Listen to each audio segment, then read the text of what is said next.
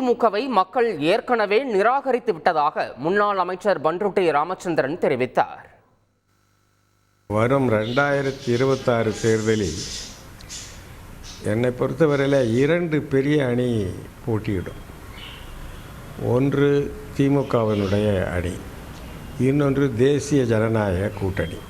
அதிமுகவுக்கு ஒரு வாய்ப்பே இருக்கும் என்று நான் கருதவில்லை. அதிமுகவை மக்கள் ஏற்கனவே நிராகரித்து விட்டார்கள்.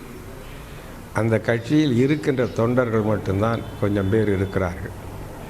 நிர்வாகிகளுக்கு அங்கே என்ன கஷ்டம் என்றால் வேறு எந்த கட்சிக்கும் போக முடியாது. தொண்டர்களும் ஆதரவாளர்களும் இனியும் தொடர்ந்து அங்கு இருப்பார்கள் என்று நான் எதிர்பார்க்கவில்லை. நிர்வாகிகள் இருப்பார்கள்.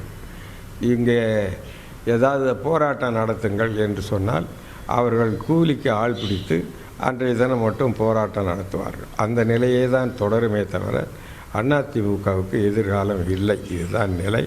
ஆகையினாலே அவர்களை பற்றி பேசுவதில் அர்த்தமில்லை.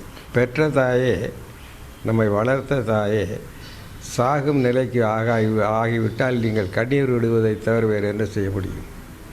வருத்தப்படலாம், இரங்கல் துக்கம் அனுஷ்டிக்கலாம். அதுக்கு மேல் நம்மால் காப்பாற்ற முடியாது. இது இயற்கை நியதி. அதே தான் இன்றைக்கு அதிமுகவின் நிலைமை. செய்திகளை உடனுக்குடன் தெரிந்து கொள்ள உடனே சப்ஸ்கிரைப் பண்ணுங்க.